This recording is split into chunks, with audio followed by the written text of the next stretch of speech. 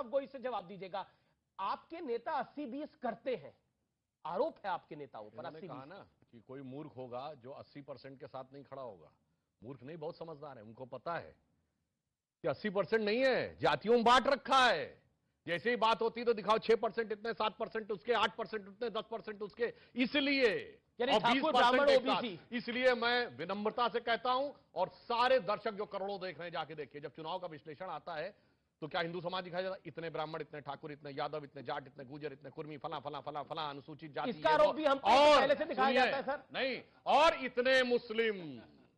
मगर जब हिस्सा लेने की बात आती है तो पश्चिम बंगाल की सरकार ने ओबीसी में 71 जातियों को जोड़ा, उसमें 65 मुस्लिम को जोड़ा। अटक गए वो। तब कहते हैं कि नहीं नहीं, अब तो मुस्लिम में जाति है, क्योंकि उन्हें पिछड़े में आरक्षण देना है, फिर चाहे पिछड़ों का हक मार के देना है। मैं आपके पास आता हूं शदाब।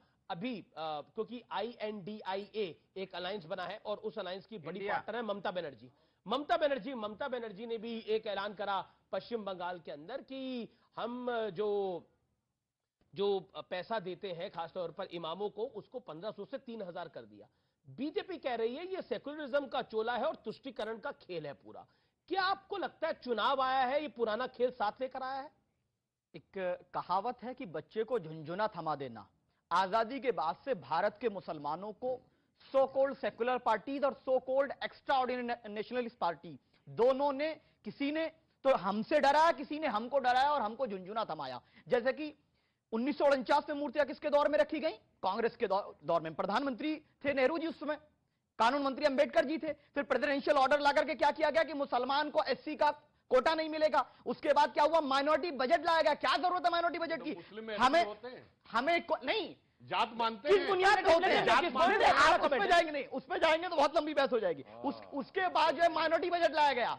माइनॉरिटी बजट तो लाया, लेकिन 2006-7 में जब रिपोर्ट आती है, रंगनाथ मिश्रा सच्चर कमेटी रिपोर्ट आती है, तो क्या कहती है कि मुसलमानों के हालात दलित से बदतर हो चुके हैं। हाथ सब्सिडी लाई गई, कौन खा रहा था माल कोई और खा रहा था, नाम मुसलमानों का लिया गया। तो ये तो होता रहा है। और क्या जरूरत है? इमाम 1500 देंगे, 2000 देंगे, हमारे पास वक्फ बोर्ड है, जो देना उससे दीजिए। हमें आपको 1500 2000 रुपए हमारे इमाम को नहीं चाहिए। हमें पॉलिटिकली इक्वल रिप्रेजेंटेशन। 3000 मिल रहे, 2000 नहीं मिल रहे, 1500 नहीं मिल रहे, 3000 मिल रहे। हमें 3 लाख भी नहीं चाहिए, इक्वल रिप्रेजेंटेशन चाहिए। अभी बोलूंगा मैं सुरेंद्र जी से और अनुराग भाई से कि हमको पॉलिटिकल पार्टनरशिप दीजिए, तो कहेंगे नहीं नहीं नहीं नहीं, दूर रहना हमसे, आप आए तो अछूत हैं क्योंकि हम इनके लिए।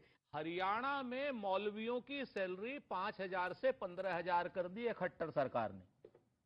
ये लीजिए सुधांशु भाई, देख लीजिए। नहीं उनको ये देखिए, ये लीजिए, ये है। दिखाई नहीं पड़ रहा नहीं तो सैलरी देनी चाहिए, ठीक है कि नहीं? 10 सेकंड भाजपा दे तो रासलीला, ममता बनर्जी दे तो क्या ढीला? आपके सामने जी ठीक ये है। अब मैं अनुराग भदौरिया को लेकर आता हूं, काफी देर से वो इंतजार करें। सुधांशु मैं आपकी बताऊंगा, लेकिन लेट अनुराग भदौरिया ऑल्सो कमिंग। अनुराग भदौरिया, आप अपने आप को यहां पर कहां, मतलब आपकी पार्टी कहां फिट? सवाल तो सुनिए, जवाब पहले दे देंगे आप। सवाल पता है? सवाल क्या सवाल है बताइए? वही सवाल है। सवाल क्या है? सवाल वही होगा। बताइए, सवाल पता है इन्होंने बोला, क्या सवाल है बताइए? बताइए भाई।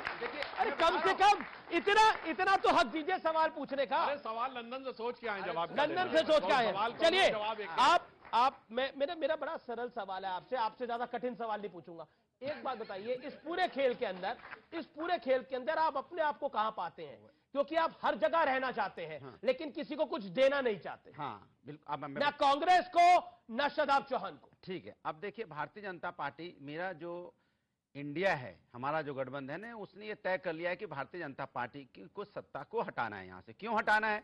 अब देखिए एक पोल इन्होंने खेली। अब देखिए इनके मुद्दे क्या हैं। जब 2014 में आए थे तो लंबी लंबी बातें बताते थे, तब महंगाई बेरोजगारी पे आप चुनाव लड़ रहे थे, ठीक। तब कब्रिस्तान शमशान घाट पे भी आप लड़े चिल्ला के। उसके बाद आप चूंकि आपके 9 साल करीब हो गए, फिर आपने क्या सोचा, अब तो हमने कुछ तो विकास किया नहीं देश के लिए, ना कोई हमने महंगाई कम की, ना बेरोजगारी कम की, अब कैसे आपको भटकाएं? तब इन्होंने फिर नया मुद्दा उठाया, परिवारवाद, भ्रष्टाचार, तुष्टीकरण।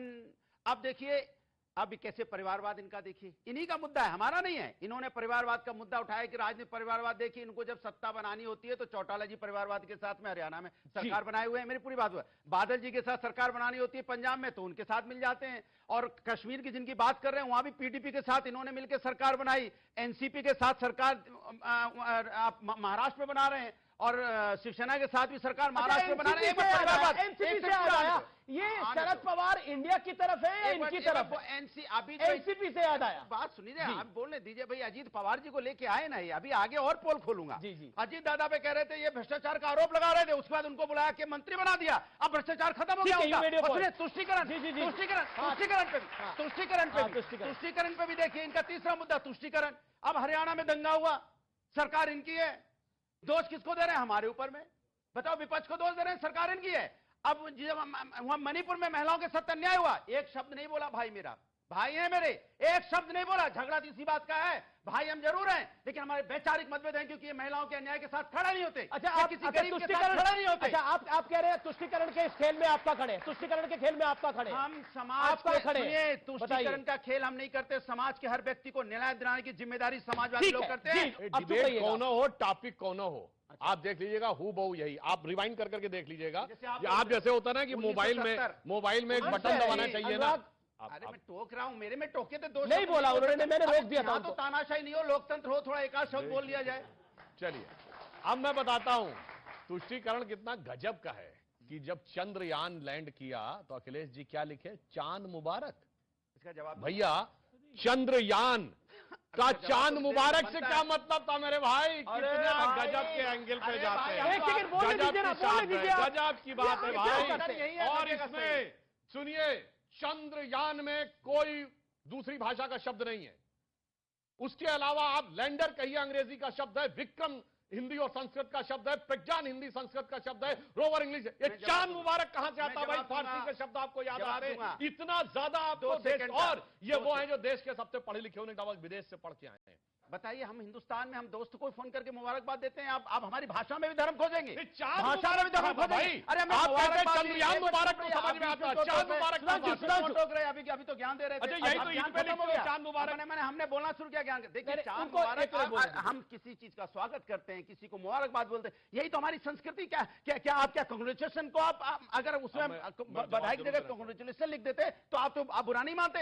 मैंने अंग्रेजी लिख दो तो बुरा नहीं मानेंगे। हिंदुस्तान की चलती हुई भाषा में अगर लिख दिया तो इनके पेट में दर्द होने लगा, क्योंकि डिवाइड एंड रूल दिखाई पड़ता है, भाषा में धर्म दिखाई पड़ता है। अच्छा, एक मैं भी सुधांशु जी पूछे तो चांद मुबारक में धर्म कैसे आ गया, ये सवाल पूछा गया, और इसका जवाब दीजिए। मैं एक मेरा सवाल है, जवाब देता हूं। भगवान शंकर के माथे पर चांद होता है, हम सब जानते हैं।